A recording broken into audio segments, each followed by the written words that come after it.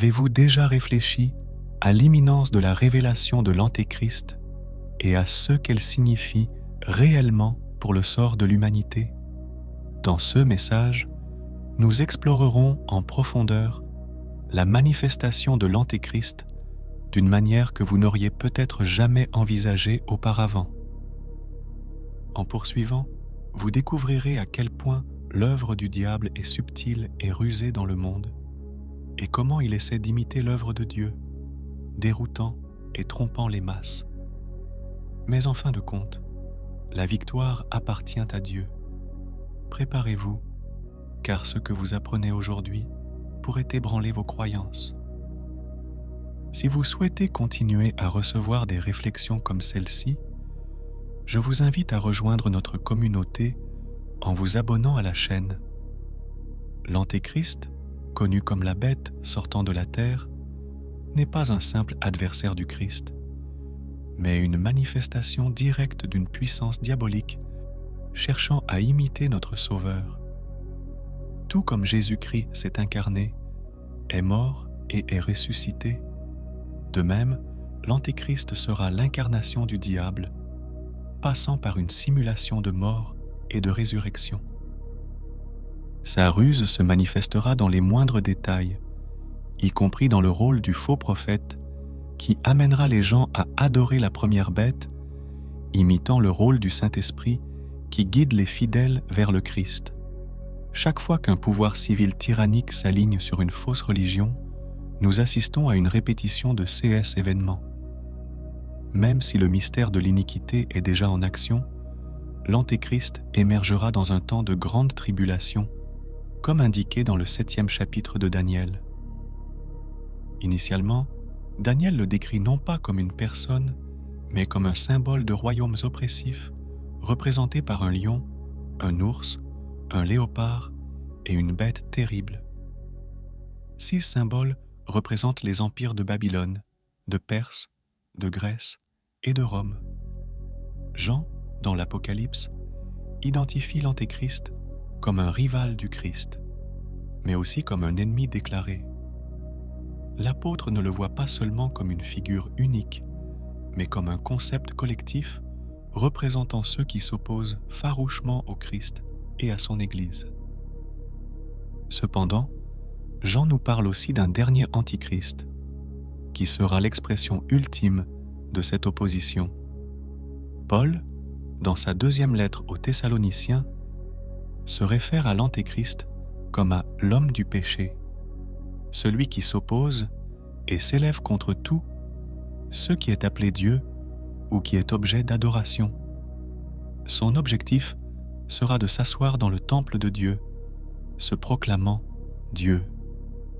C'est précisément d'une grande apostasie que cet individu va émerger.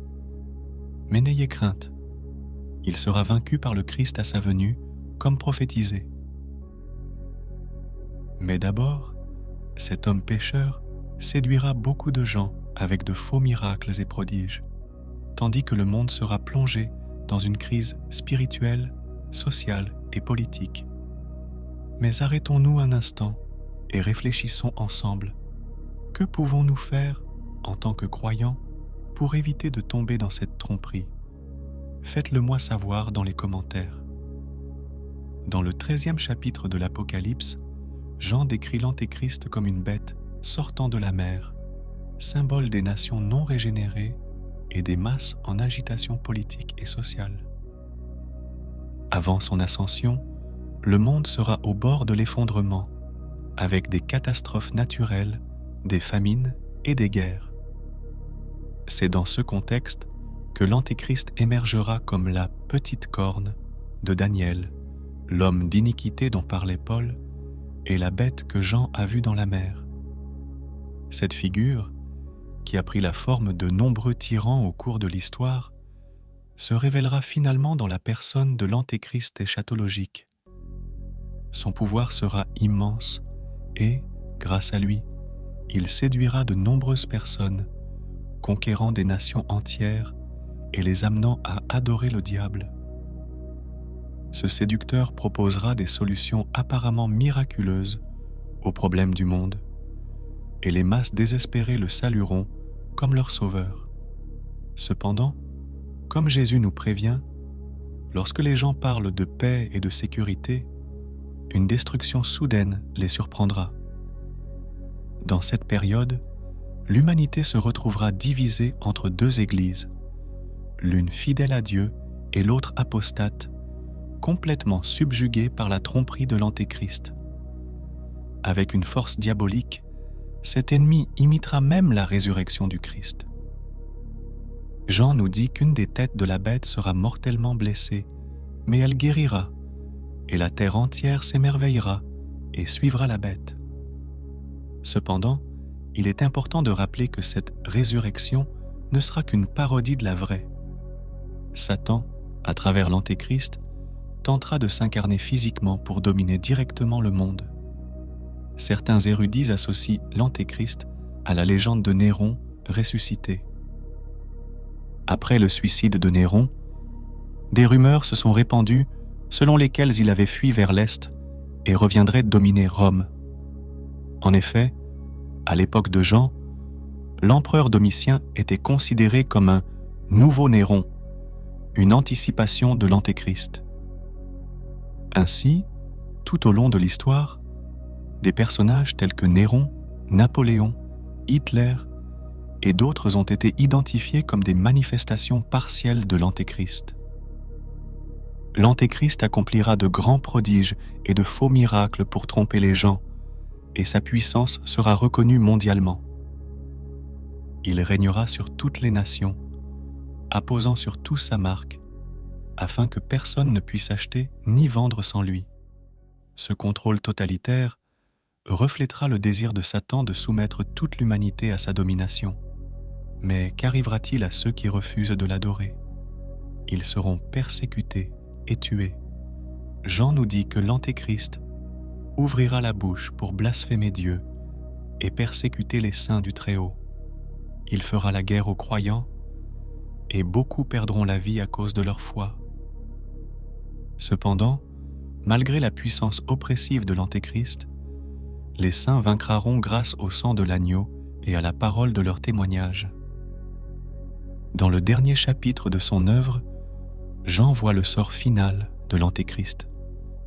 Il sera vaincu par le Christ lui-même, par le souffle de sa bouche, et jeté vivant dans les temps de feu, avec le faux prophète. L'Antéchrist, malgré son immense puissance terrestre, sera complètement détruit lorsque Jésus reviendra juger les vivants et les morts. En fin de compte, Dieu établira son royaume éternel. Jean nous décrit un nouveau ciel et une nouvelle terre, où il n'y aura plus de douleur, de cris, ni de mort. La nouvelle Jérusalem descendra du ciel, parée comme l'épouse de son mari, et les saints hériteront de toutes choses. La lumière de Dieu illuminera le nouveau monde, et il n'y aura plus besoin du soleil ni de la lune, car sa gloire sera suffisante. Et vous, avez-vous déjà choisi votre camp? Ne tardez pas. Si vous n'avez pas encore accueilli Jésus dans votre vie, il est encore temps de le faire. Repentez-vous de vos péchés, croyez en lui, et vous serez justifiés, régénérés et sanctifiés pour la vie éternelle. Que Dieu vous bénisse et vous accompagne dans votre voyage. Quelle est votre opinion sur ces événements? Laissez-nous un commentaire. Alors que le temps de l'Antéchrist sera court et se terminera par sa défaite, le royaume du Christ durera pour toujours.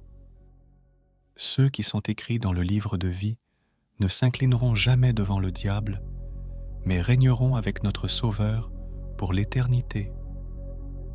Jean entendit une grande multitude dans le ciel s'écrier « Alléluia !